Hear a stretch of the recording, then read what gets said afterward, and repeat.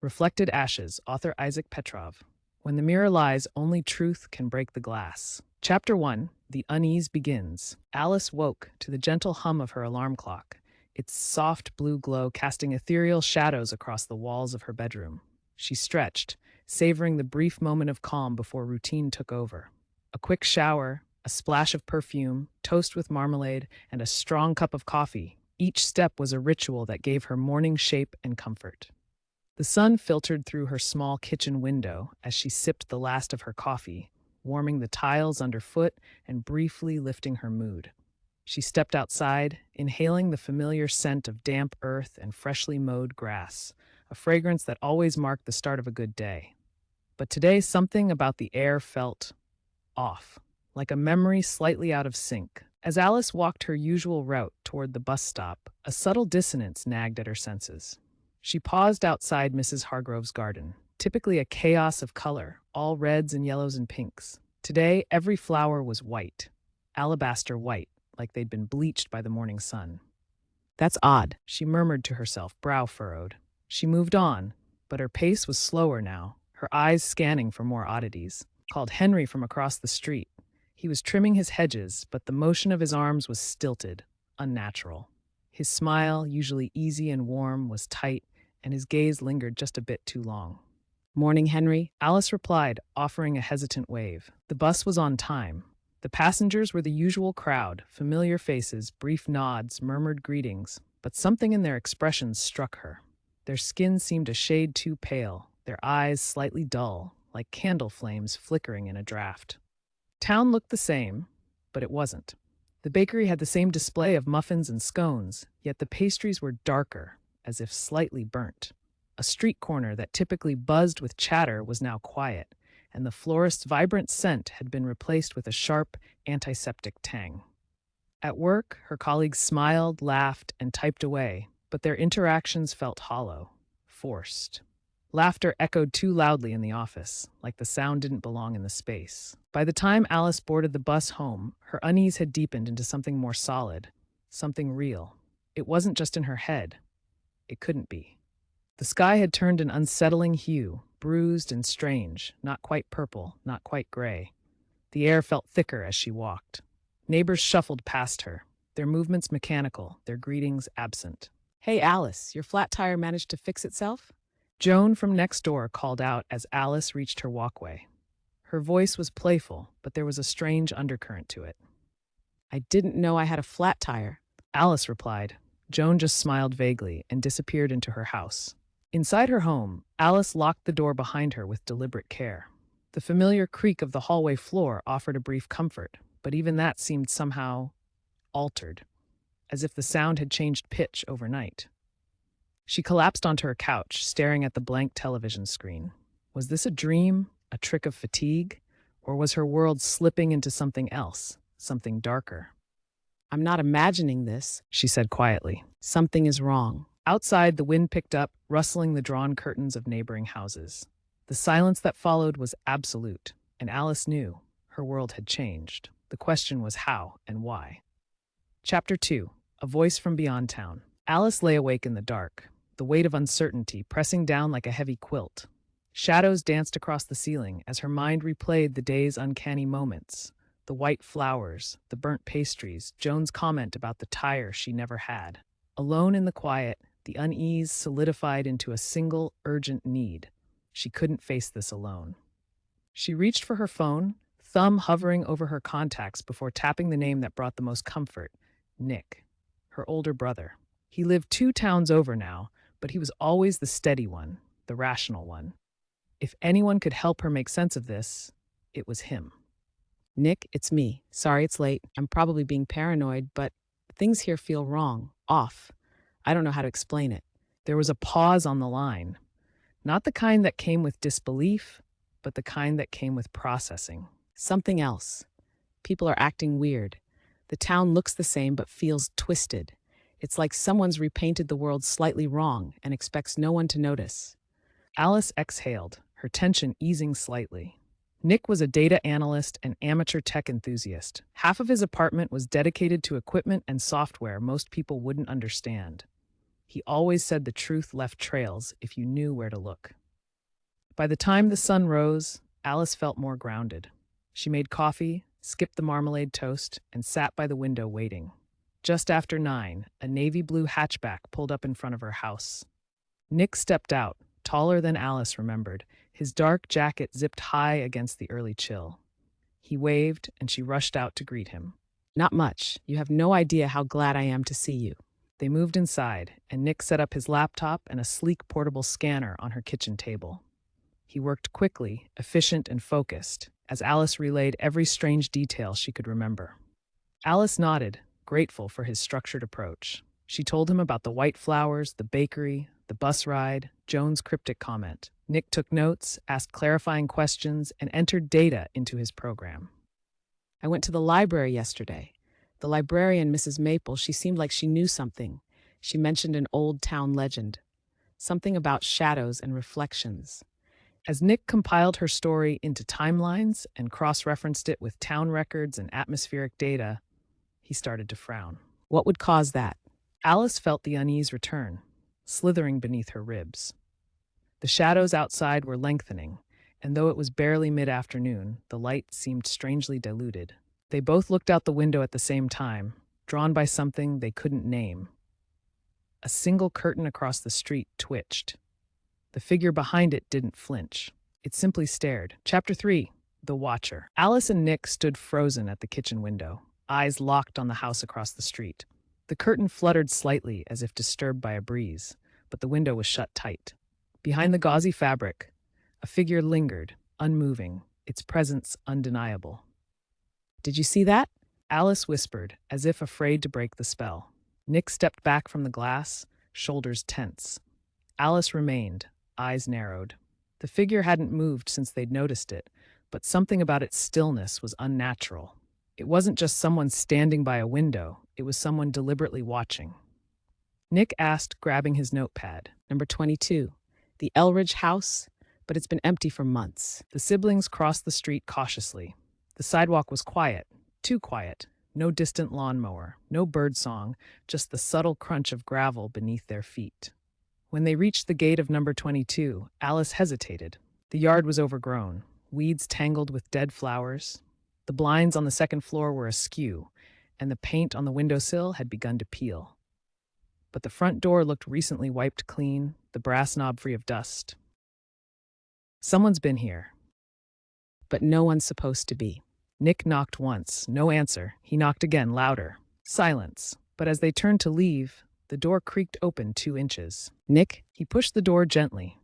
It groaned open to reveal a narrow hallway, dimly lit by the dusty light filtering through cracked blinds. The air smelled faintly of mildew and something sweeter, like spoiled fruit. Each step into the house creaked underfoot. The living room was sparse, containing only a dusty armchair and an ancient TV. But the curtain, the one they'd seen move, was completely drawn. No sign of anyone behind it. They were right here, watching. Alice moved toward the curtain and peeled it back slowly. Nothing. Just the empty street beyond. Where did they go? A cold breeze whispered through the hallway, though no windows were open. The front door slammed shut. Nick. They spun around, and there, at the end of the hallway, stood the figure. It was no longer behind a curtain, but in plain sight now. Dressed in black, face obscured by shadow, it didn't speak, didn't move, just watched. Who are you? Alice asked, voice shaking. No answer, but something changed, a whisper, not a sound, more a presence passed between them. It wasn't speaking words, it was pressing thoughts into their minds. They turned, ran to the door. It resisted at first, then burst open under Nick's weight. The sunlight outside seemed brighter, too bright, like the world itself was gasping with them as they escaped. That thing, it wasn't human. As they crossed the street, Alice looked back. The figure was gone, but the curtain was swaying. Chapter 4, Echoes in the Data. Back in Alice's kitchen, the air felt heavier, as if something had followed them home. Nick paced in tight circles while Alice stood at the window, staring at the Elridge house. The curtain that had swayed moments ago now hung perfectly still. That thing, it didn't move. It didn't blink. It just watched. Nick returned to his laptop, fingers moving quickly across the keys. He uploaded the readings from the handheld scanner he'd used inside the Elridge house. A graph sprang to life. erratic, spiking, volatile. Okay, so let's say something unnatural is happening. What kind of thing can manipulate thoughts, draw power, and disappear at will? He pulled up Alice's notes from the library visit and the legend Mrs. Maple had mentioned, the tale of shadows and reflections. He reread the part about the mirror rituals, stories of people stepping into other versions of their town through reflections. He stopped. That sounds like folklore, like two versions of the town bleeding into each other. Nick opened a digital map of the neighborhood and began overlaying energy spikes from his scan. 3 other homes on the street lit up with similar interference patterns. That's right near Mrs. Maple's place. A silence fell over the kitchen, broken only by the hum of the refrigerator and the soft tapping of Nick's fingers on the table. Outside, a street lamp flickered, though it was midday. The curtain at number 22 twitched again, just once. Chapter 5, Beneath the Dust. The library loomed ahead like a sleeping monument, its weathered stone exterior quietly absorbing the afternoon sun. Alice had always thought of it as a place of comfort, rows of knowledge, peaceful silence, the familiar smell of old books. But today, it felt like the heartbeat of something hidden, something waiting. She knows more than she let on, Alice muttered as they approached the steps. She hesitated. She was holding something back. They stepped inside, the scent of parchment and lemon polish washing over them. The light was dimmer than usual, as though the building itself sensed the weight they carried. At the front desk, Mrs. Maple looked up from a thick catalog. Her face softened when she saw Alice, but her eyes flicked to Nick with a guarded glint. Mrs. Maple, we need to talk. Of course, dear, the librarian said, setting her pen down. Something on your mind? Mrs. Maple didn't flinch, but her smile vanished. She folded her hands. There was someone or something inside, watching us. It knew we were there. Number 22's been empty since the fire last year, she replied. You must be mistaken. No, there was someone behind the curtain. Then they appeared in the hallway. They didn't speak. They communicated without sound. The librarian leaned back slightly, her eyes narrowing. She looked around the library, then nodded once and motioned for them to follow. Come with me. She led them through a staff-only door behind the desk and down a narrow hallway lined with brittle atlases and fading maps. At the end stood a narrow door, behind which lay a storage room. She unlocked it and switched on a dull light. Dust hung in the air like powdered secrets. I didn't think I'd need to open this room again. A hidden collection.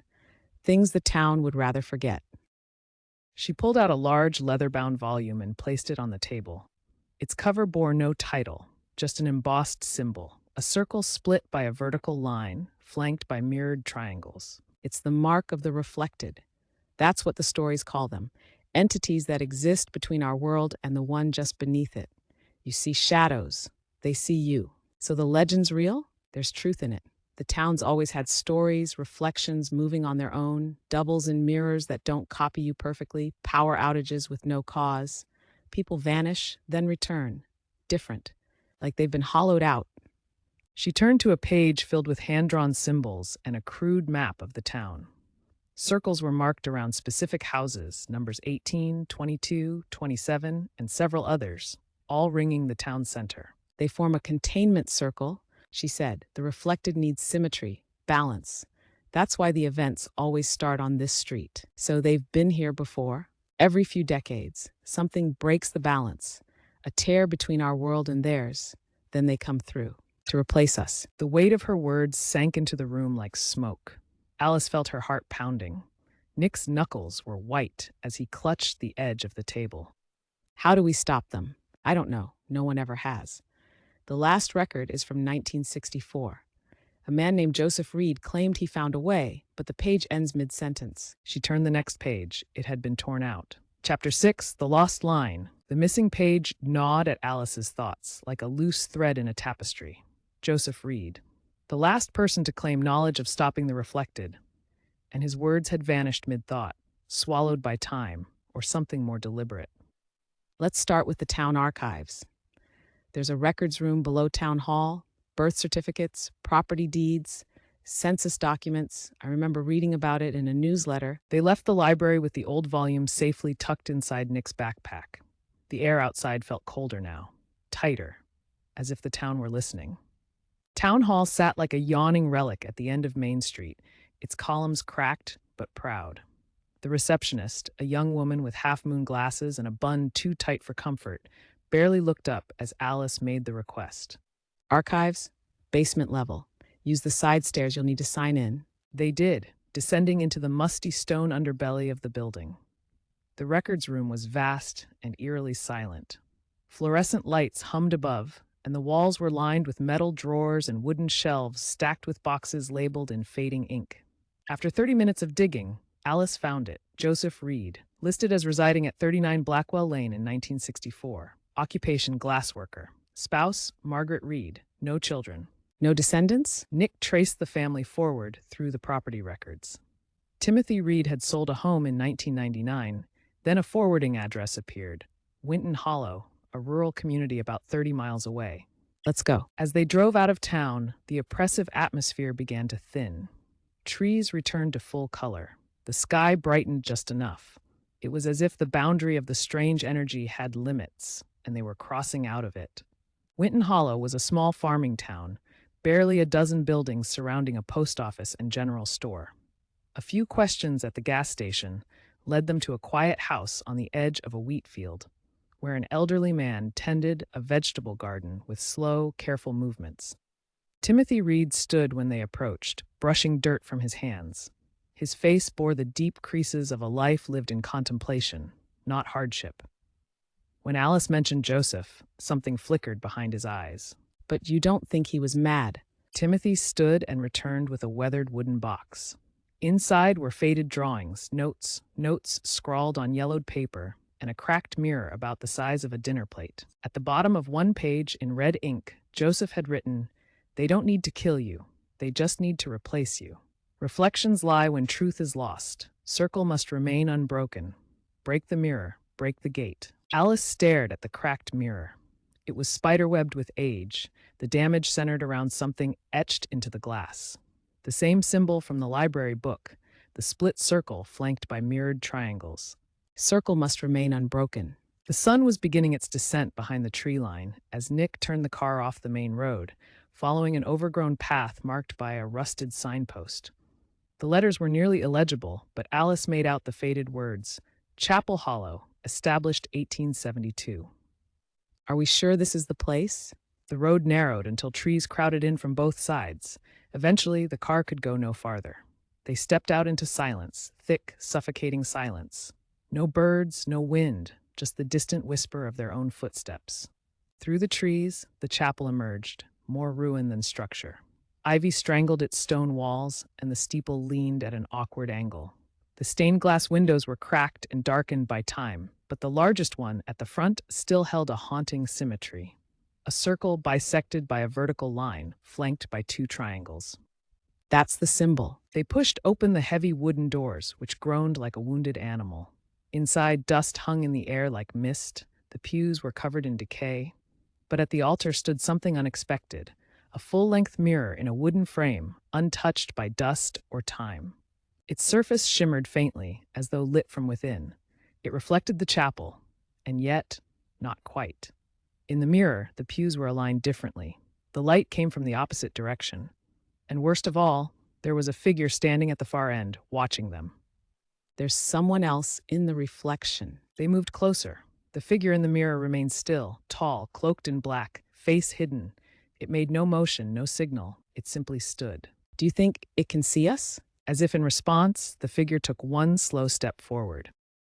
They backed away from the altar, but the figure in the mirror continued its slow advance. With each backward step Alice took, her reflection delayed, just slightly, a fraction too slow. Nick's didn't reflect at all. Nick, your reflection, it's not moving. Nick turned, grabbed her arm, and they ran. The moment they passed through the chapel's doors, the air changed, lighter, freer. The birds were singing again. And it knows who we are now. Behind them, the chapel stood silent once more. But inside, in the fractured reflection of the mirror, the cloaked figure turned and walked away, as if returning to its side of the glass, for now. Chapter 8, The Stranger in the Cafe. The ride back to town was quiet. Too quiet. The kind of silence where every thought rings louder than the engine, where memory replays like film reels on loop. The chapel, the mirror, the figure, all fresh in their minds. That figure, it knew we were there. And the reflection, it wasn't just off, it was delayed. That means They pulled into town as the first hints of dusk crept in. The shadows stretched long across the pavement, and the street lamps began to buzz to life, each flicker feeling just a bit too deliberate. fine, but only if we keep facing the door. They chose a small cafe off Main Street, Lula's, a cozy place with peeling menus and good coffee. It was nearly empty. The bell above the door jingled as they entered, and a barista greeted them with a tired smile. They took a seat near the window. Alice stirred her tea, eyes scanning passers-by with suspicion. Nick was scrolling through encrypted cloud backups of Joseph's notes when a voice interrupted them from the next table. Alice and Nick turned in unison. The man who had spoken looked to be in his late 30s, wearing a gray pea coat and gloves despite the mild weather. His face was sharp, thoughtful, his eyes unblinking. Excuse me, you know about the reflected? He reached into his coat slowly and placed an old photograph on the table. A black and white image of 5 men and 1 woman standing outside the very chapel Alice and Nick had just visited. One of them was Joseph Reed. Can they come through fully? Alice felt a chill roll down her spine. My other self? I don't know if I'm ready for this. They stopped outside Alice's house. The porch light flickered, even though no one had touched the switch. A single crow sat perched on the gutter, unmoving, watching. Why here? Alice unlocked the door and stepped inside. Everything was the same, the scent of her perfume still lingering, the mug she'd used that morning still on the counter. But something felt inhabited. It's like I'm the guest now. Nick moved through the living room, flashlight in hand. Marcus checked the mirrors, one in the hallway, one by the front door. Both clear, until one of them wasn't. Alice turned. In the reflection, she stood in the center of the hallway, but her mirrored self was smiling. I'm not smiling. The other Alice tilted her head. It wasn't mechanical or ghostly, it was smooth, confident, almost amused. What starts? Her reflection moved again, but this time it didn't match her. It stepped forward, Alice did not. Then, without warning, it vanished from the mirror entirely. Where did she go? The hallway lights flickered violently. From upstairs, the floor creaked, slowly, deliberately, step by step. She's in my house. Nick said, pulling a flashlight and a small device Marcus had handed him earlier, a mirror shard etched with runes. The creaking stopped. Then a whisper from the staircase, so soft it could have been air. That voice? A figure emerged at the top of the stairs. Alice's height, Alice's build, dressed in her clothes. But everything was slightly wrong. The eyes too wide, the skin too smooth, the smile too fixed. Alice stepped forward, heart hammering in her chest. You're not me. Not yet. Before she could move again, Marcus hurled the mirror shard up the stairs. The air cracked with a sound like shattering glass and tearing cloth. The figure let out a shriek, not one of pain, but fury, and vanished. Silence returned. The hallway lights stopped flickering. The mirrors, once again, reflected only truth. I saw her eyes. She wants my life. Chapter 10, The Fracture Begins. The house was quiet again, but the silence was no longer peaceful. It was the breath before the scream, the calm before collapse. That's 3 breaches, simultaneous. Marcus ended his call. We're out of time. The circle is failing. When it breaks completely, this town becomes theirs. Then we stop it from breaking. They gathered supplies, mirror shards etched with protective symbols, salt lines in sealed pouches, and the old book from the library that seemed to pulse with warnings older than any of them understood. She's faced her reflected already. I have to believe that makes me stronger. They drove off in 3 directions, each road lined with long shadows and the feeling of something watching from just out of sight. Larkspur Drive looked like any other suburban street, modest homes, trimmed lawns, quiet porches. But as Alice parked and stepped out, the air pressed in around her like invisible hands. She felt watched, not from the windows, from beneath. She followed the pulsing of the scanner until it led her to number 18, a yellow house with peeling paint and overgrown hedges. The driveway was empty. No lights on, curtains drawn. She stepped closer. A hum buzzed in her ears.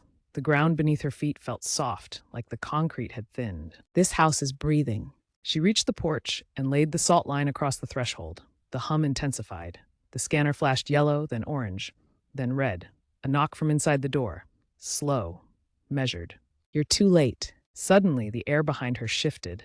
Alice turned. Her reflection was in the living room window. But the house was still dark. No one stood behind the glass. No, not again. They're pushing through here too. The crack in the mirror shard widened, a web of black veins threading through its surface. The air outside number 18 thickened with static, as though the very molecules around Alice were rearranging themselves, preparing. It's not just opening, it's calling me. She reached for the doorknob. It was warm, too warm. The moment her fingers touched the brass, a ripple of light pulsed through the frame. The scanner on her hip let out one long, shivering tone, then died. She pushed the door open. The world went silent. The threshold was no longer a doorway, but a membrane, shimmering, shifting, resisting just slightly. She stepped forward, and everything changed. Light bent, sound warped, and the air tasted like copper. When her feet touched solid ground again, she was inside number 18, but not the version she had seen from the street. This house was perfect, too perfect. The wallpaper was unblemished, the floor gleamed. Sunlight poured in through windows, except the light had no source. No shadows were cast. The space felt flat, like it had been painted from memory. Where am I? She turned slowly, heart pounding. Everything was reversed. Left became right. Stairs ran down instead of up. The clock on the wall ticked counterclockwise. And in the mirror at the end of the hallway, she stood, but not her. You came. I was beginning to think you'd leave me waiting. The figure stepped out of the mirror as if stepping through water. Her movements were fluid, her face identical, but the eyes were wrong. Too dark, too deep. You're not me. No. I'm the part you left behind, the part that remembers everything you try to forget. The words landed heavy. Alice felt a tremor in her spine. Regret, shame, loneliness, all surfaced at once. This world is pure, you know. No contradictions, no doubts. You should stay. You belong here. I belong out there. Out there is fading, one mirror at a time. The floor beneath Alice shimmered like liquid glass. The house began to shift, walls bending, furniture stretching, her own body growing faint in the reflection. She was being overwritten. No, I won't let you. She reached for the cracked mirror shard in her pocket. It burned her palm, but she held on. Raising it high, she smashed it against the mirrored wall beside her. A blinding flash erupted. No. Glass exploded in all directions. The illusion fractured. The perfect house cracked like porcelain. Air rushed in, and the world turned inside out. Alice hit the floor outside number 18 with a thud, gasping. The sun was real again, her hands scraped, her heart pounding. But the door behind her? Now sealed, and inside the mirror in the living room window, her reflected self still stood, watching, waiting, smiling. Chapter 12, Steel and Shadows. The old water tower loomed like a sentinel above the tree line, rusted, dripping, and hollow. Nick stood beneath its darkened base, boots sinking slightly into the damp, moss-covered ground. The scanner in his hand blinked a furious red, casting pulses of light against the iron beams. There were no birds, no wind, no distant hum of town life, just the steady dripping of condensation and the growing pressure in his ears, like he descended far beneath the ocean. The space beneath the tower twisted. The shadows no longer aligned with reality. One support beam stretched too far.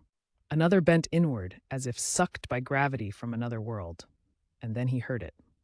A voice, not loud, not human.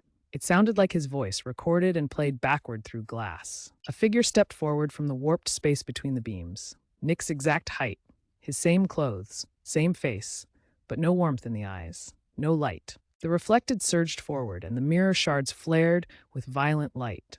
The protection spell shimmered, holding, but only barely. Nick grabbed the largest shard, its surface etched with a spiral rune, and hurled it at the doppelganger's chest. The impact wasn't physical, but spiritual. The reflection cracked across the body, distorting like a broken screen. Nick dove across the protection circle and slammed the oil lamp into the ground. The flame burst upward, swallowing the salt line in sudden fire. The circle flared, forcing the reflected back. Then the water tower itself groaned, metal shrieking from deep inside. One of the main beams snapped. Nick grabbed his bag and ran just as a section of the platform above collapsed. A cascade of glass shards rained down, not from broken panes, but from the mirror-drenched air itself. He dove into the brush, rolling, heart racing. Behind him, the reflected screeched one final time and dissolved into flickering shards of static and shadow. Silence returned.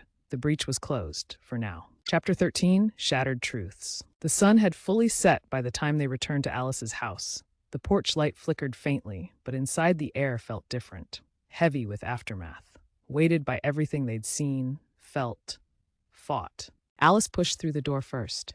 Nick? His voice was tired but alive. They embraced quickly, no need for words.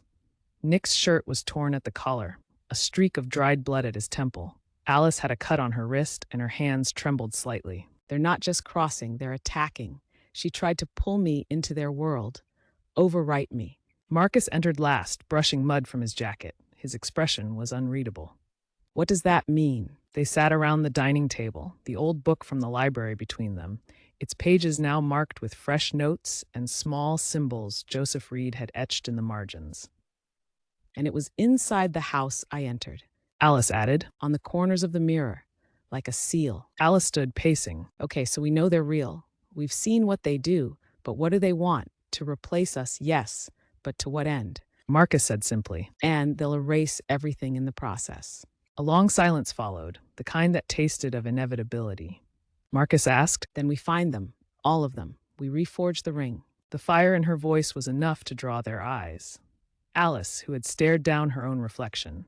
Nick, who had survived the tower. Marcus, who had waited in the shadows too long. They came for us first because they're scared. Scared we might remember. Scared we might fight. And in that moment, they were no longer just survivors. They were resistance. Chapter 14, The First Mirror. Dawn broke like a bruise, muted purple skies and long gray clouds. The town lay still, as if holding its breath. Inside Alice's house, the three of them prepared. There was no glamour in their gear. A borrowed crowbar, 2 handheld scanners, and a carefully copied map from Joseph Reed's notebook. Marcus zipped up his coat and grabbed a crowbar. Then let's shift them. They arrived at the abandoned theater just past 7. The building sat like a forgotten stage prop, half covered in ivy, marquee letters long missing. One of the side doors had been forced at some point, hanging slightly off its hinges. Inside, the lobby was a ghost of its former self. Dust thick as snowfall, crushed popcorn bags, faded posters peeling from the walls. Every step they took echoed like footsteps in another era.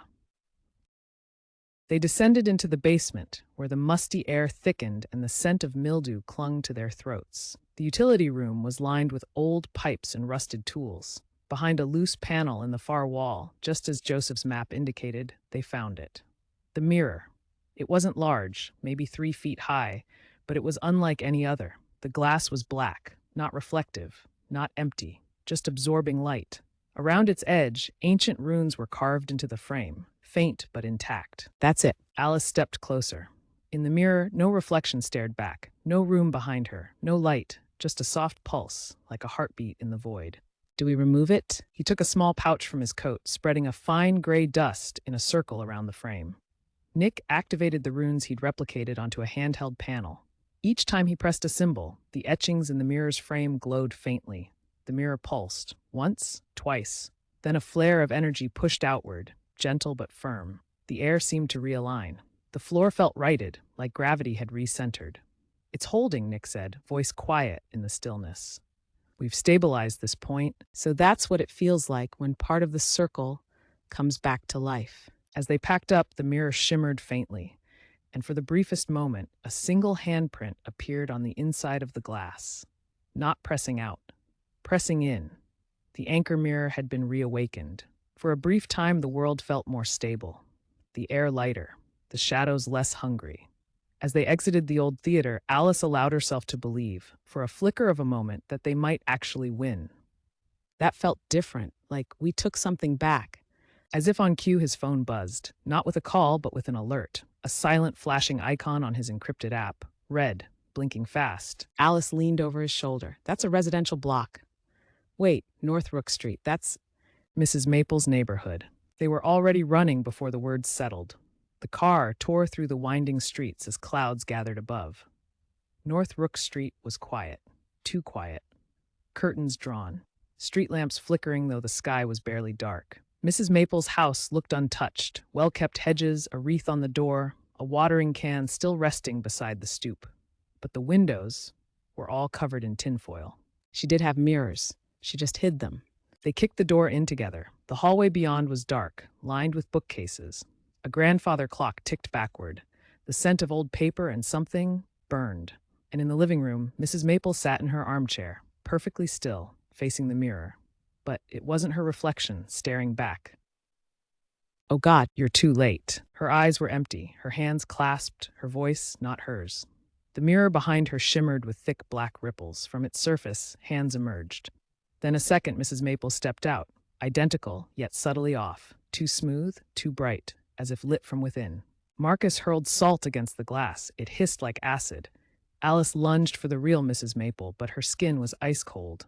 she's already gone. The doppelganger shrieked, not a scream of pain, but rage. The glass pulsed violently, sending a shockwave that knocked them backward. Silence fell. The room flickered with stabilizing energy. But Mrs. Maple did not move. Her hands never unclasped. Her face never changed. They got her. This wasn't just a battle for themselves anymore. The reflected weren't waiting to be discovered. They were claiming territory, one soul at a time. Chapter 16, The One Who Let Them In. Mrs. Maple's house was still, the shattered mirror a grim reminder of the price of hesitation. Outside, the wind had picked up, stirring dry leaves across the street like whispers with nowhere to go. She didn't fall, Alice replied, arms folded tightly. She trusted someone. Marcus had said little since they left the house. He stood near the gate now, eyes scanning the surrounding homes as if something might crawl out of them. You think there's a mole? Back at Alice's house, Marcus laid out the updated circle map. Red ink marked the known breaches, blue marked reclaimed nodes. But then 3 small black X's, nodes that should have activated and didn't. They knew where the mirrors were hidden. Marcus opened an old file folder from his backpack, notes from decades past. He flipped to a weathered page and held it up. A photograph. 5 people, including Joseph Reed, standing outside the theater. I've heard that name. She died, right? Alice and Nick exchanged a glance. You think she's alive? Still working with them? They pulled her file from town records, Marion Langley. Same initials, same photo as Maria Lane, just slightly older. Records forged. Paper trail pristine. She's been here for months, hiding in plain sight. The breaches, the timing, the missing anchors, Mrs. Maple's death. It wasn't random, it was orchestrated. Outside, the town grew darker, not from nightfall, but from something else. A presence. Watching, waiting, smiling through someone else's face. Chapter 17, The Baited Mirror. The air in Alice's kitchen was electric with urgency, maps and papers strewn across the table like the blueprints of a war. And it was a war now, not just against the reflected, but against time and trust. So we trap her, force her to reveal herself without knowing we're watching. Nick leaned forward. Us? She's been one step ahead because she's watching, feeding the reflected what we know, what we do. So we give her what she expects, just slightly wrong. We bait a false mirror, a decoy node. The group set to work. In the ruins of a long-condemned park gazebo, they constructed a fake containment mirror. Marcus etched the runes with a dulled stylus, accurate enough to fool an observer, but inert. Nick planted 3 wireless cameras hidden in lanterns. Alice sprinkled real salt across fake activation points, just to sell the illusion. Then they waited, hidden in the thickets. Hours passed.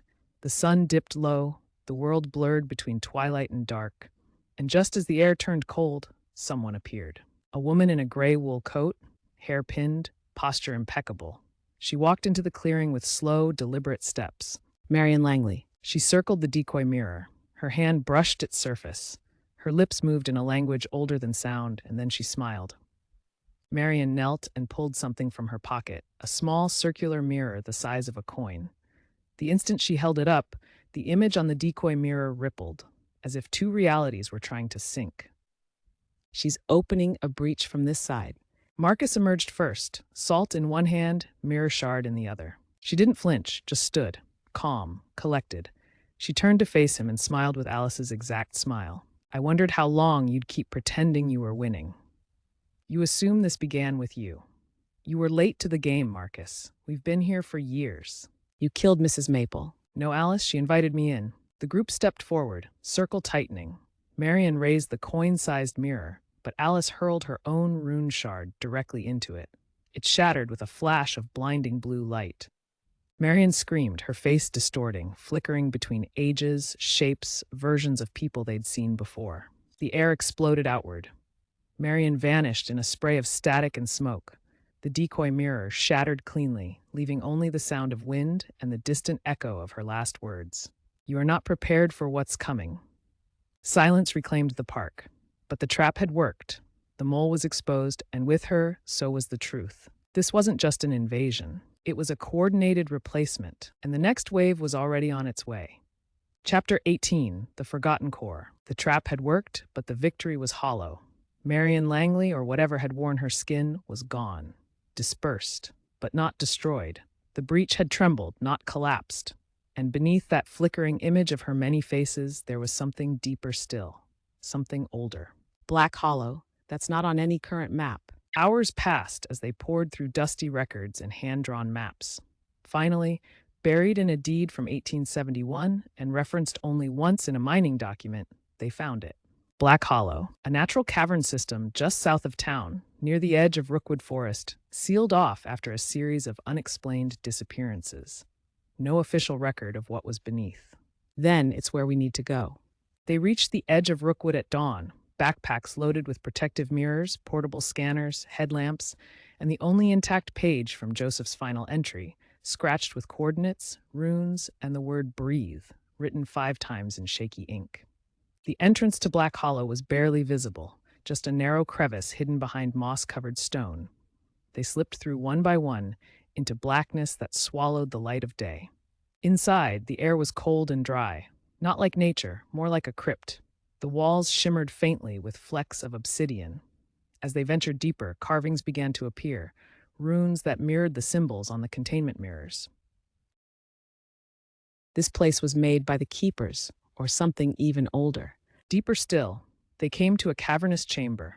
The ground was unnaturally smooth, and in the center stood a perfect circle of stone pillars, 7 in total, each surrounding a single monolithic mirror. But these weren't broken or twisted. They were alive. Each one pulsed softly with a silvery glow. She wasn't trying to break the circle. She was trying to corrupt the core. The ground beneath them rumbled. One of the mirrors flickered, just for a second. A crack formed down the center. The core had been found, but it had also been found out. Chapter 19, The Mirror Rite. The crack in the core's mirror deepened. A hairline fracture, barely visible at first, but it pulsed now. With every second, the hum in the chamber intensified, like a heartbeat echoing inside the bones of the earth. How do we stop it? Alice knelt by the cracked mirror, her fingers hovering near its base. It pulsed with heat, alive and aching. She could feel something pressing against it from the other side. Testing. They're watching us through it. Marcus unrolled one of the scrolls and placed it in the center of the stone ring. It contained a circular rune etched in blood-colored ink, with handwritten instructions below. The rite of reconciliation. 3 voices to speak, 1 mirror to bear, 1 truth to be given, 1 lie to be burned. And if it's not? They placed 3 mirror shards around the base of the cracked anchor, forming a triangle. Alice, Nick, and Marcus stood at each point. Marcus began the incantation, an ancient dialect that seemed to resonate in their bones more than in their ears. The mirror responded with a pulse of light, faint but rhythmic. Alice stepped forward, hands trembling. Her voice echoed in the chamber. I'm afraid of being forgotten. That's why I fight. Not for heroism, for memory, for meaning. The mirror shimmered, absorbing the words. A faint golden hue spread from the base upward. He swallowed hard, then stepped forward. The light dimmed, uncertain. The fracture pulsed red. Marcus moved next, stepping between them, both hands raised. He pulled off his gloves and placed both hands on the cracked surface. The light surged. The crack shimmered. A deep hum filled the chamber. The mirror pulsed once, twice, then... Silent. The crack began to fade, slowly as if drawn inward. The glass mended itself, closing like a healed wound. The hum softened to a low, soothing vibration. We did it. For now, the core held. The breach was sealed. But as the light dimmed and the cavern settled, a chill passed through them. Because only 6 mirrors remained, and not all were intact. Chapter 20, Chasing the Fracture. The repaired mirror still hummed behind them, its surface calm, but none of them turned their back to it until they'd reached the cavern entrance. The silence that followed felt loaded, like a breath being held by something vast and unseen. How far? They moved fast, taking Marcus's truck over dirt trails that hadn't seen traffic in years. The forest blurred past as clouds rolled in overhead, thick and low. By the time they reached the quarry's edge, the wind had changed. It carried a metallic tang like blood on cold iron. There's no wildlife, Alice whispered. No birds, no bugs. The scanner confirmed it. The breach point sat roughly 10 feet below the surface, directly beneath the remains of a collapsed stone jetty. Then let's do it. They donned makeshift gear, modified diving masks, waterproof lights, salt-carved stones, and small waterproof pouches holding etched mirror shards. Alice and Nick entered the lake first, slipping beneath the surface into a world that shimmered with ghostlight. Visibility was poor. Algae swirled, silt kicked up like smoke. But at the bottom, nestled between two jagged rocks, was the anchor mirror. Cracked, flickering, bleeding light into the water in slow pulses. And in the reflection, a face. Alice froze. The mirror didn't show her. It showed her mother, smiling. You still miss me, don't you? No, you're not real. Nick swam to the other side, placing the first sigil stone. The moment it hit the lake bed, the mirror recoiled, its glow turning red. From the shadows of the silt, a hand reached out, then another. Too many. Alice slammed a second shard into place, and the water shivered with light. The breach shuddered. The reaching hands clawed at the boundary, frantic, desperate, but couldn't pass. Above, Marcus triggered the binding field from the surface. A ring of light spread across the lake in concentric circles. The final sigil was placed. The light spiraled inward. And then, silence. Alice and Nick surfaced, gasping. The lake was still. The breach neutralized for now. We'll have to move faster, too. Only 5 mirrors remained. The reflected knew where they were. And now, they were racing toward the end. Chapter 21, The Mirror That Never Was. The truck rumbled back toward town, headlights slicing through mist that clung to the forest like reluctant breath. Inside, the silence wasn't exhaustion, it was calculation. Alice stared at the scanner readout. Nick scrolled through cross-referenced documents, and Marcus was staring at nothing at all. There's something wrong with the numbers. Look, the journals reference 7 mirrors, 7 keepers, 7 points in the circle. But this entry, Joseph's list of sites, only has 6 locations marked with anchor runes. Nick blinked. Wait, that can't be right. We've been working from Marcus's copy. It had 7. Marcus. The truck skidded slightly as Nick slammed the brakes, pulling to the side of the road. Rain tapped the windshield like impatient fingers. You added 1? That's why the circle was failing before we even started. Alice leaned forward, voice low. Where is it? Nick stared out the window. We didn't secure that node. We thought it was stable. Chapter 22, Break the Lie. The crypt was colder than it should have been. The air wasn't still, it twitched, vibrating softly with energy that didn't belong in the living world. The mirror in the floor pulsed like a wound. Faint hairline fractures webbed across the surface, but they were not enough. They're watching me. All of them. Alice stepped back, eyes wide. Dozens of her reflections blinked in unison, out of sync. Nick sprinkled salt in a wide arc. Alice laid out the remaining shards from their previous site. Each one hummed faintly when placed. Marcus raised the hammer over the false mirror. 1, 2. The reflections began to move independently now, not following Alice, diverging. One whispered, one screamed, one bared its teeth. 3. The mirror cracked wide, a blast of black mist erupting upward. The room screamed, not in sound, but in thought. Alice dropped to one knee, gripping her skull. Reflected voices, layered and endless. You need us, you are us, let us, let us. Alice dragged herself forward and completed the loop. The moment it closed, the energy flared. Marcus struck again, and again. On the third blow, the mirror shattered completely, splinters of false reflections scattering across the floor like broken illusions. The screaming stopped, the air stilled, and the crypt was just a crypt again. Nick said, dropping to sit on the cold stone. Alice nodded. That mirror was never part of the circle. It was a door waiting to be opened. As they left the chapel, the morning sun finally began to rise over the cemetery. But they could all feel it. Something had noticed the door closing, and it was already looking for another. Chapter 23, The Memory That Wasn't Hers.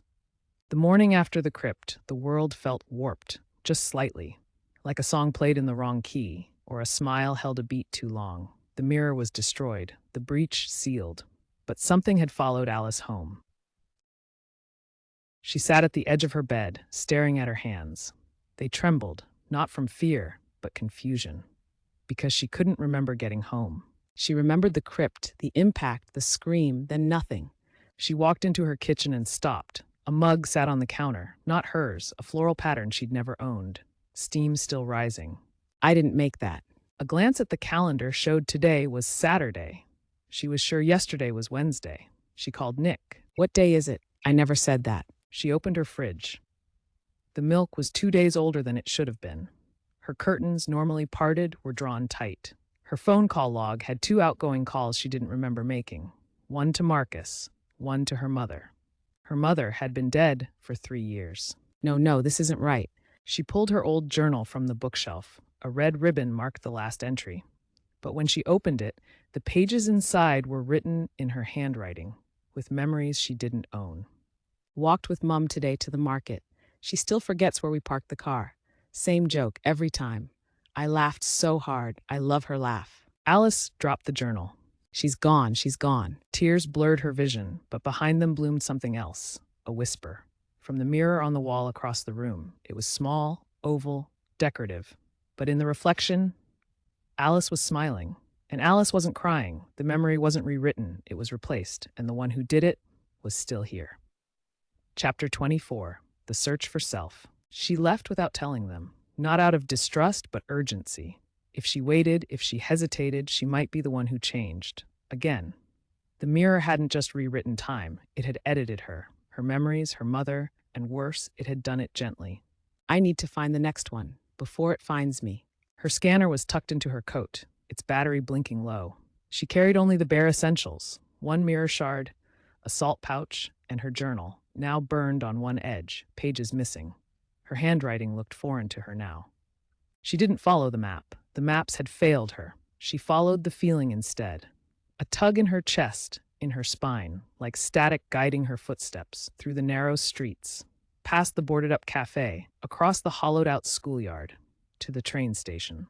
It was abandoned, had been for decades after the line was shut down. But its glass dome remained, dirty and cracked, catching just enough light to glow faintly. At the far end of the station, behind the platform's overhang, was the old baggage hall, and in the center of the floor, a mirror. Not embedded, not hidden, it was standing there. An antique full-length mirror, untouched by dust, its frame carved in vines and thorns, waiting.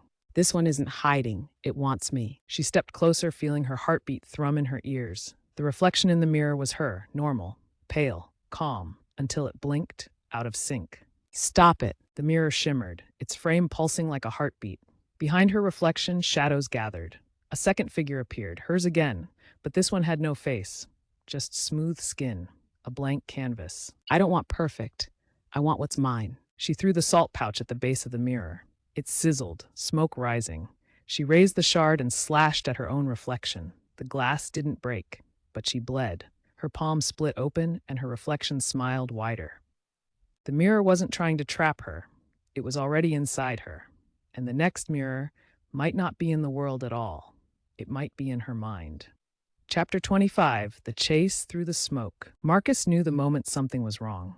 Alice's journal sat open on the table, its last page filled with shaky handwriting, just 4 words scrawled in repetition. I'm not me. I'm not me. I'm not me. I'm not. Nick grabbed his field unit.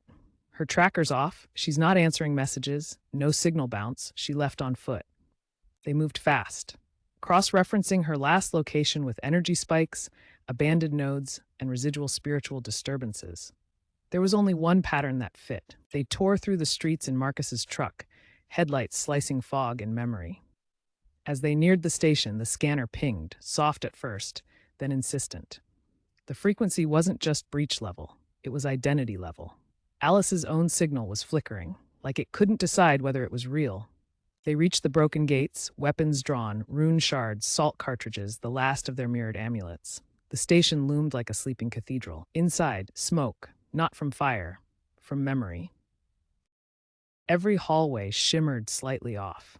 Posters that had not existed in decades were fresh again. Lights flickered with vintage warmth. The platform clocks ticked backward, And in the center of the baggage hall, she stood in front of the full-length mirror, hand outstretched, eyes wide but unseeing. Her reflection was smiling. The real Alice was not. I remember her laugh now. Mum's laugh. She never used to forget the parking spot. She always found the car. Marcus circled wide, drawing a containment glyph with crushed quartz as he moved. The room responded, vibrating deep in the walls. The mirror shimmered, and behind the reflected Alice, more faces gathered. All her. All wrong.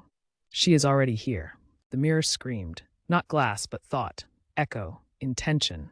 Alice fell to her knees, clutching her head, blood trickling from her nose. I do not want perfect. The mirror cracked, then shattered, and the air snapped back into place. Alice collapsed into Nick's arms, real, whole, but trembling. Marcus helped her stand. We have sealed this one, but if they can rewrite memory, it is no longer just about mirrors. Then we protect each other's stories. No more forgetting. Chapter 26. The Mirror Before All. The station was silent again, the mirror destroyed. Alice safe for now, but something had shifted. Not in the world around them, but beneath it, like a floorboard creaking in a house no one built. Alice leaned over. Another anchor? Marcus tapped a half-torn page. On it, a crude drawing. 7 familiar symbols for the known mirrors, and then below them all, a single unmarked circle. Empty, black, no rune, no frame, just shadow. Where? Marcus turned the page. A single location. Eller's Field. They were hiding something. Nick opened the satellite map, overlaying energy readings. A flicker. Weak, faint, but present, beneath the surface, like a heartbeat waiting to resume. The mirror that came before the circle, the first to open, the last to fall. And if the reflected reached it, they wouldn't just invade, they'd become. Chapter 27. Eller's Field. The road to Eller's Field stretched flat beneath a wide gray sky. The sun had vanished behind a curtain of clouds, casting the land in a perpetual dusk. Miles of empty farmland blurred past the windows of Marcus's truck, but none of them spoke. Words felt too small now. Alice sat beside him, hands clenched tightly in her coat. Do you think it's really the first mirror? Eller's Field was empty. The gate long rusted through. Grass bowed low in the wind. A twisted oak tree stood near the far edge, its roots bulging from the soil like grasping fingers. They stopped near the center of the field, where the scanner pulsed loud and fast. They worked in silence, shovels cutting through damp earth. After 30 minutes, Nick struck something hard. Stone. Alice knelt beside it, brushing away soil until an edge appeared. Not smooth, not framed, just dark, too dark to be rock. They uncovered a flat, wide surface, obsidian black, untouched by time. It hummed beneath their fingers, no runes, no symbols, and no reflection. Just depth. It's not showing anything, not even sky. Nick examined the soil. There's signs of burning, as if it radiated heat at some point. The monastery fire, a storm didn't burn it, this did. Suddenly, the surface shimmered. Not a crack, not a ripple, but a blink, as if something behind the glass had opened its eye. Did you see that? From the far side of the field, wind howled through the trees. But the oak tree did not sway. Its leaves twisted upward, as if reaching toward something unseen. And the obsidian glass? It began to crack inward from within. Chapter 28. The Floodgate. The surface of the precursor mirror pulsed once. Then again. Cracks spiderwebbed outward from the center, not like glass breaking, but like a mouth preparing to speak. Alice shook her head slowly. It's too late. A low hum rose from beneath the earth. Not from the mirror, but through it. As if the mirror was just a tunnel, and something on the other side was finally answering its own echo. Then the surface split, no flash, no flare, just silence, and then movement. You shouldn't have come here. Behind her more emerged, each one a reflected version of someone they knew. Henry. Mrs. Maple, a younger version of Marcus. They flowed like mist with form, their faces flickering, not quite stable, and more were coming. You built us a doorway. Did you think we wouldn't step through? Alice raised her shard, carving a rune in the air. We're not letting you take this world. The rune flared, white-hot, and struck one of the reflected squarely in the chest. It screamed and collapsed into smoke. But for each one that fell, 2 stepped forward. Nick sprinted to the truck, grabbing the backup kit with the last of the reflective anchors. Marcus began carving into the dirt around the mirror. Alice fought, mirror shard glowing like a blade, slicing through shadows, each hit tearing memory and matter. Then the ground shook. The precursor mirror expanded, not physically, but perceptually. The space around it stretched, like the world itself was being pulled toward its core.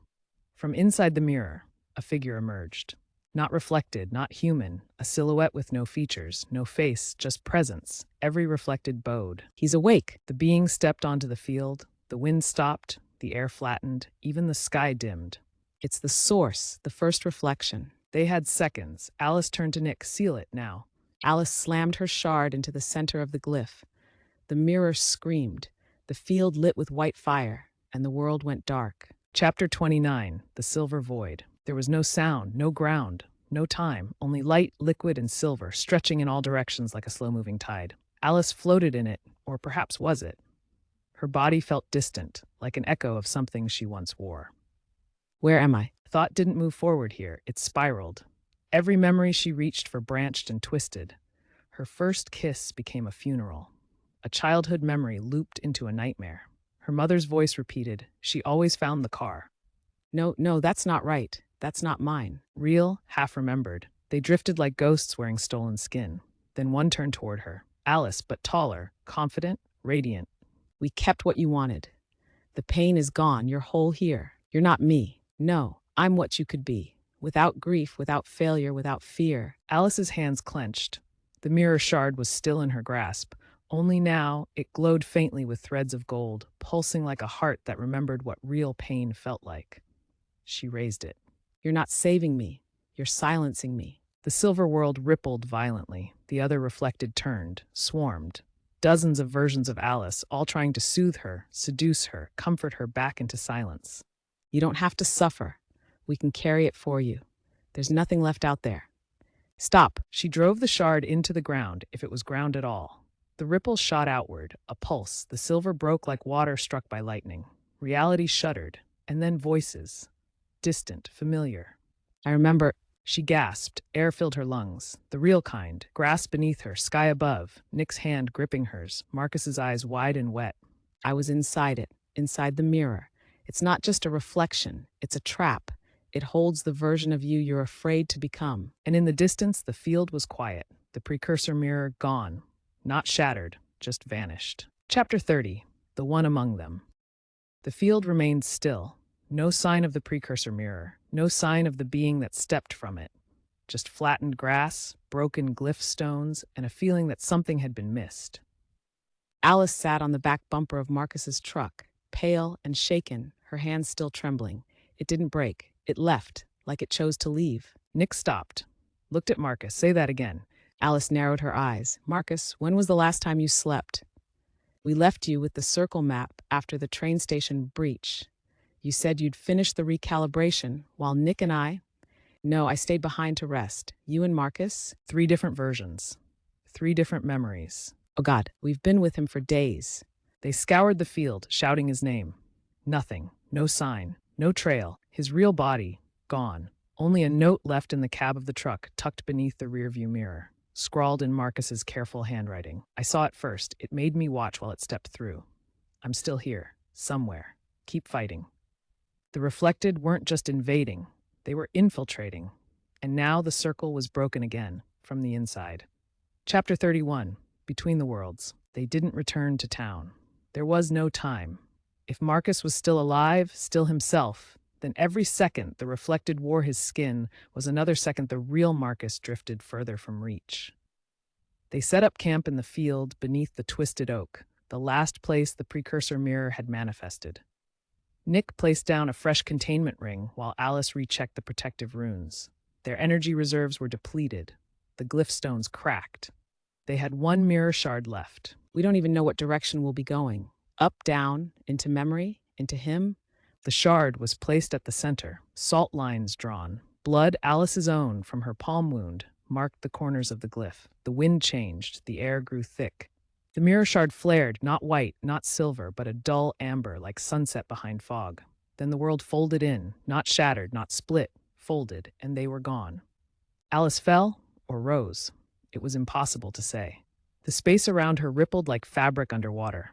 She saw buildings, memories, stretching and collapsing in seconds. People she once knew, people she'd never met, all flickering past her in waves of broken reflection. The landscape shifted, and before them stood a twisted facsimile of Eller's field. But the oak was burning, the grass was snow, and in the center, bound by chains of light, knelt Marcus, or what remained of him.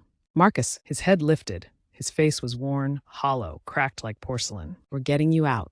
The space convulsed, the chains snapped, and from the dark horizon, the source began to rise. Not as a figure this time, but as a storm.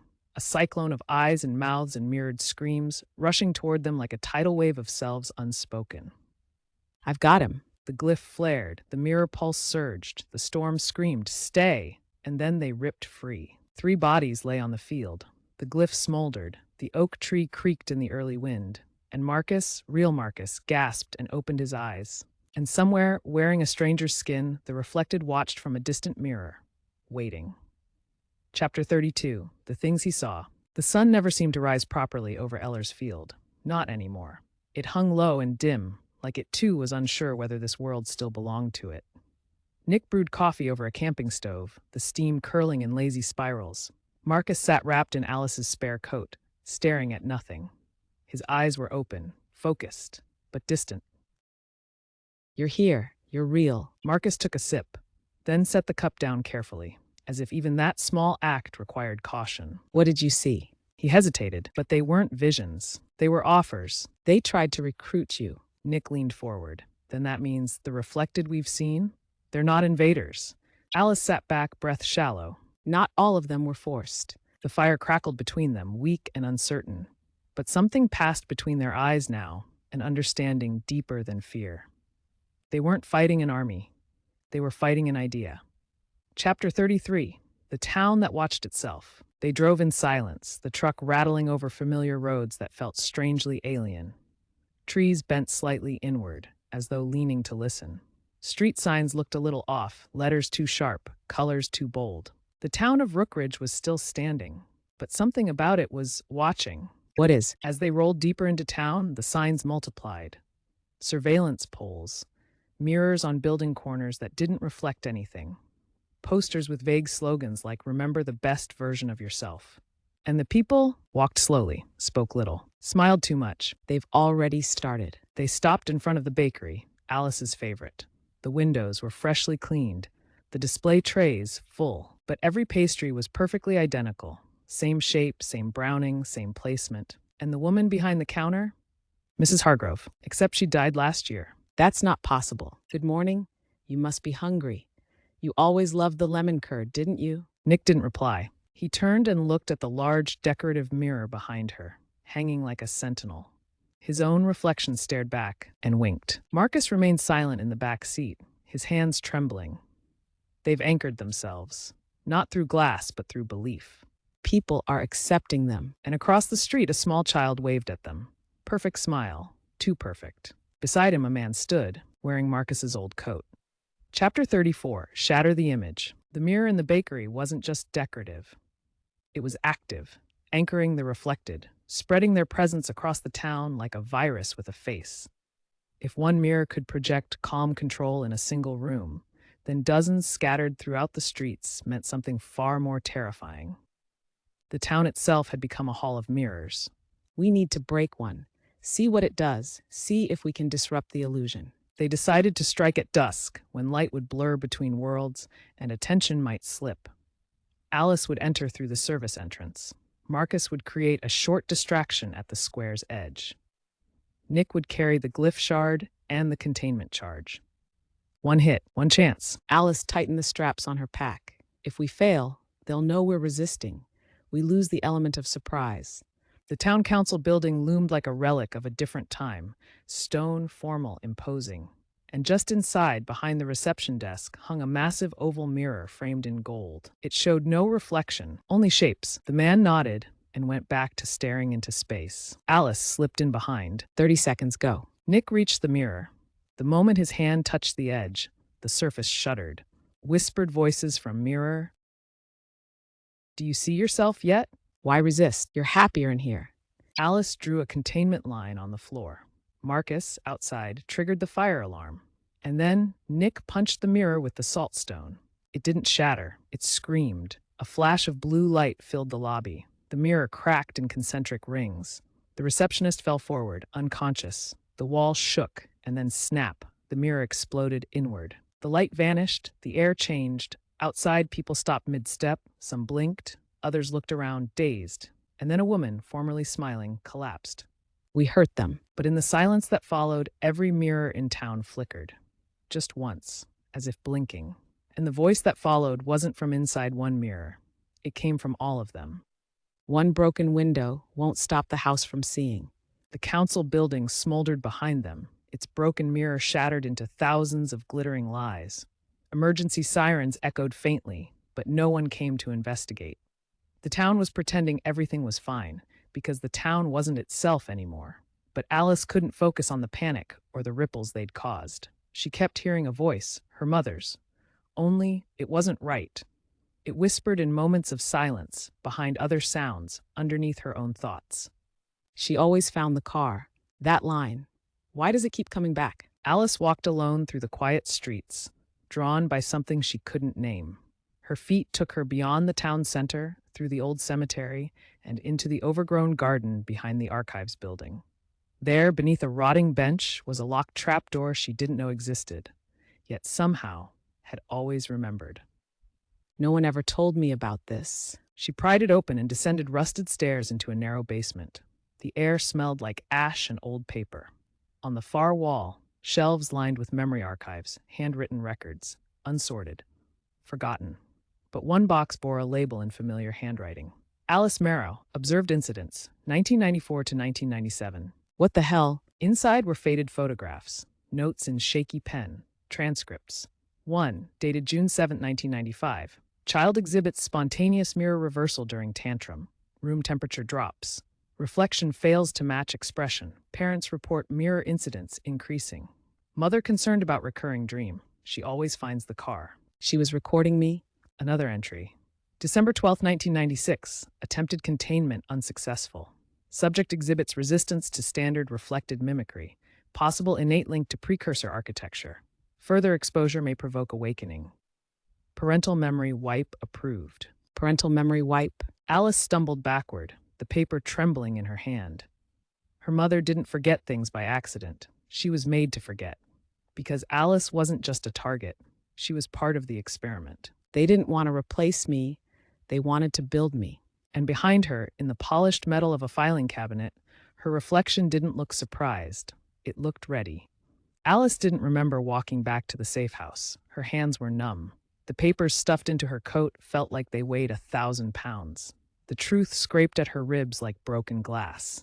She wasn't just resisting the reflected. She had been made for them, or by them. And now she didn't know who or what she really was. We need to talk. She pulled out the files, set them down, and stepped back like they were evidence of a crime she hadn't yet committed. It's me.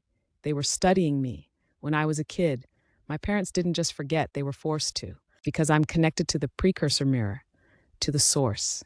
Nick stood up, pacing. This doesn't make sense. You're you. We've tested you, Alice. You're not reflected. You're not compromised. Then why do I hear its voice sometimes? Why do I remember things no one ever told me? Why does my reflection move before I do when I don't concentrate? I don't know. I don't know what part of me is mine anymore. What if they didn't fail to replace me?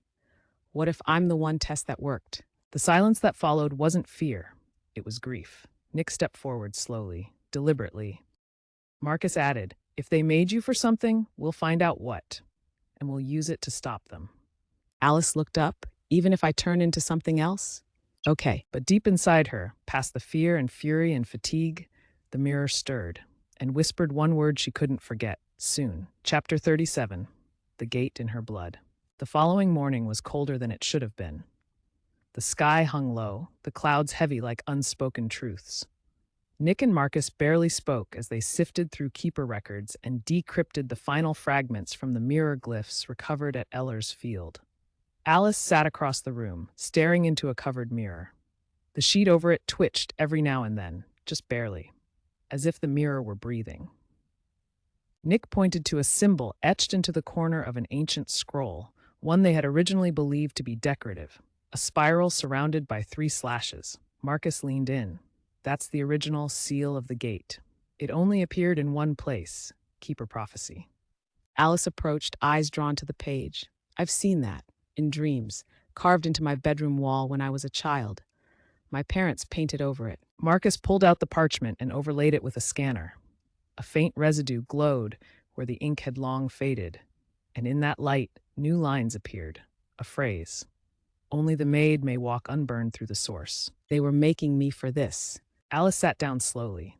I'm a failsafe, or a weapon, maybe both. But I'm the only one who can go into the source without being unmade. Marcus didn't speak for a long moment. Then finally, there's a way, a final breach point. It's only theoretical, but it's there. Where? He pointed to the center of a forgotten map, a town long erased, a place with no roads leading to it. Marrow's Hollow. That's my family name. Alice stood. Her hands stopped trembling, her voice steady. Then that's where it ends.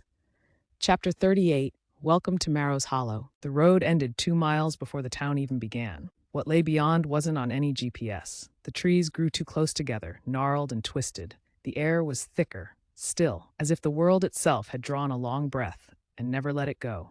They walked the last stretch. 3 figures, 1 destined, 2 devoted. Alice's voice broke the silence. This place is in my blood. I've never been here, but I know it. And then through the fog they saw it. Marrow's Hollow, still standing, buildings intact but coated in decades of moss and silence, homes with curtains drawn, a bell tower in the distance frozen at 3:33, and mirrors everywhere, hanging from porches, dangling from trees, nailed to fences, not to reflect, but to contain. This was never a town. It was a prison, cracked wooden post near the entry path. The words were nearly gone. We see, therefore we seal. Alice moved forward, drawn by something beneath her ribs, a pull, a heartbeat. At the center of town they found it, a circular platform of obsidian stone, overgrown with ivy and scorched from fire long forgotten. In its center a shallow basin, no mirror, just absence. Alice stepped onto the platform. The air shifted, the fog froze, and a voice echoed across every pane of glass in the hollow. Welcome home, Alice? Chapter 39. The rot beneath the roots. While Alice stood atop the obsidian platform, eyes closed and hands pressed against the empty basin, Marcus and Nick quietly explored the surrounding buildings, hoping to find clues or guidance, or maybe just a reason to believe she'd make it back. But the town gave nothing freely, only secrets. In a locked drawer, he found pages, yellowed with age, penned in careful ink. Marcus stepped beside him as he read aloud. Marcus turned pale. She's not just a key, she's the container. The source lives inside her, or through her. Nick flipped to the next page, this one marked in red ink, almost frantically scratched. If the gate is closed while the vessel remains, the source will die, but so will she. Marcus turned to speak, but froze. A mirror in the corner of the room shimmered, and in it, Marcus didn't look like Marcus. He blinked, after his reflection did. The real Marcus didn't respond, because the real Marcus wasn't there anymore. The reflected had returned, and Nick was alone. Chapter 40, The Warning. Nick didn't hesitate. He didn't shout, didn't confront. He ran out of the building, across the broken path, through the mist-choked streets of Marrow's Hollow, toward the obsidian platform where Alice stood with her eyes closed, whispering incantations only the blood-bound could speak. And just behind her stood Marcus, still silent, waiting. She turned, startled from the trance. Her hand hovered above the basin, its surface now rippling with light. No water, just possibility. What is it? The imposter's head tilted too slowly, its smile spread too wide. The reflected moved first, fast and fluid, hands reaching for Alice. But Nick was faster. He shoved her behind him, drawing the last salt blade and slashing wide. The weapon flared on contact, slicing into the imposter's chest. The creature screamed, not in pain, but in frustration, in exposure. You wore him. Nick struck again. The creature dodged. Around them, the basin shimmered violently. The source knew the seal was breaking, and it was calling him back. The reflected lunged. Alice raised her hand, palm bleeding, and whispered one word, return. The mirror within the basin pulled. The imposter howled as it was dragged backward, not torn, not shattered, but reclaimed. Its body dissolved mid-scream, leaving only air and memory. Alice knelt beside him, placing a hand on his shoulder. He's still alive. I felt Marcus inside it. He's not lost yet. The basin calmed, the platform steadied, and the gateway was open. Ready. Alice stood tall, face calm. I'm going in. Chapter 41. through the gate. The obsidian basin shimmered like liquid shadow, alive, patient, ready. A low hum resonated from deep within, vibrating through the stone platform and up into Alice's bones. She took one step forward. Alice spun around. No, Nick, this place was built for me. I'm the vessel. You cross that line, and the source will see you too. It'll try to keep you. Alice's jaw tightened, but her eyes shimmered, not with fear, but with something raw and unspoken. Gratitude. Maybe love. Maybe just need. You won't come back the same. Without another word, he stepped beside her. Together, they placed their hands on the basin's surface, and the world turned inside out. There was no falling this time, only unfolding. The air stretched. Time collapsed. Their thoughts drifted like paper in water, brushing against memories that weren't theirs. Faces flickered past them, friends, enemies, strangers who wore their smiles. And then they were standing. The source was not a place. It was a presence, an infinite mirrored plane, where every step echoed forward and backward at once. The sky above was glass. The ground beneath shimmered with every possible version of themselves. And in the distance, at the heart of the reflection, stood the core. A single tower of obsidian light, beating like a heart. This is it. Figures moved along the mirrored horizon, reflected, familiar, infinite. But this time they weren't attacking, they were waiting, because the source was curious. For the first time in its life, the vessel had returned willingly. Alice, Nick, you've come so far, shall we see what version of you survives? Chapter 42, The Hall of Echoes. The core loomed ahead, pulsing like a black sun.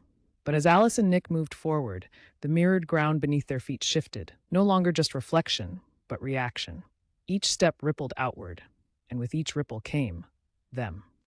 Nick, The first version stepped forward from the haze, identical in form but off. Eyes too wide, smiles too still, not attacking, just watching. Then came the next wave. you left me. You let them in. The space darkened. More versions emerged, some pleading, some accusing, some simply screaming. This isn't real. You don't have to fight anymore. You can be me. We're stronger, smarter. We don't break. A twisted version of Nick laughed bitterly behind him. You think being brave once makes up for all the times you failed? I'm not afraid of you anymore. You're not me.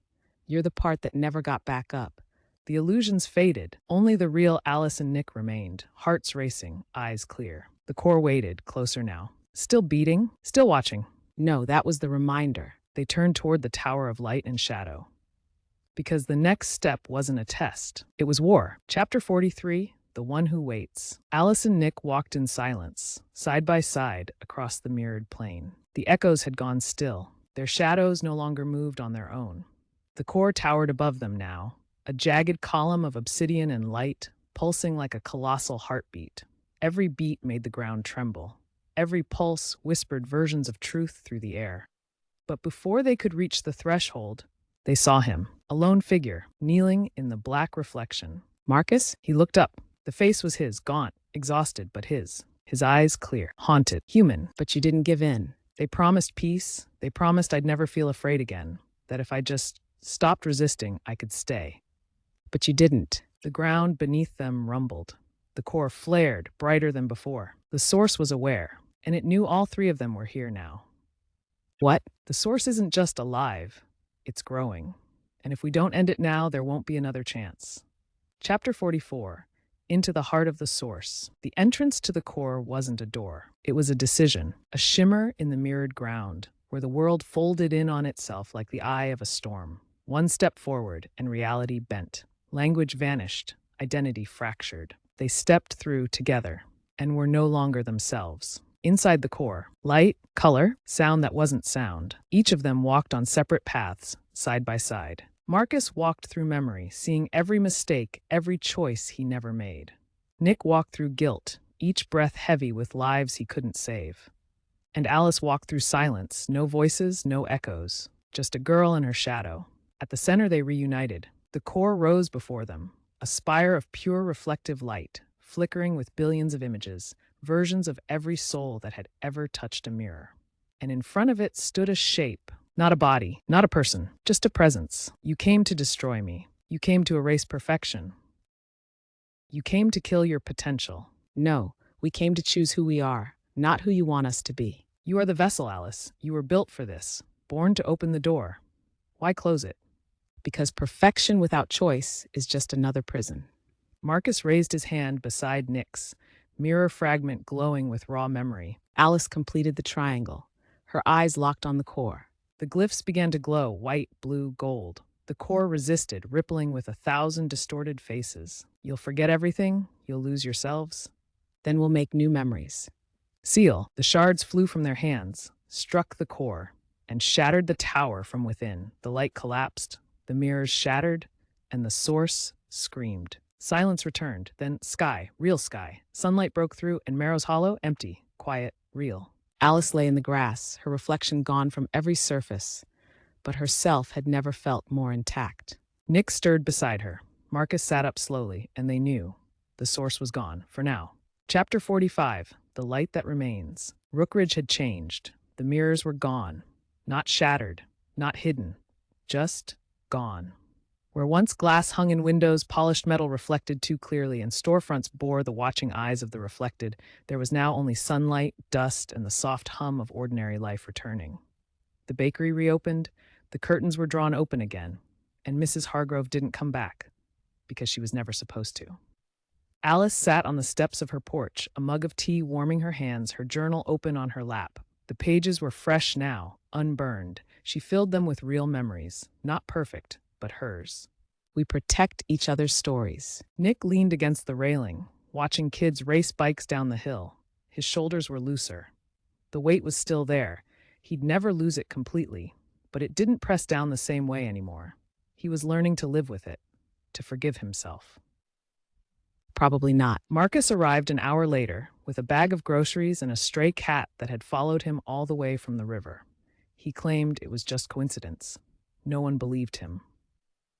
That's not strange. It's normal. They didn't know what the future held. There would be questions, theories, unexplained vanishings. But the source was gone. The circle had held. And the world, imperfect, broken, human, was once again theirs. Not because they had destroyed the darkness, but because they had faced it and chosen light. The end.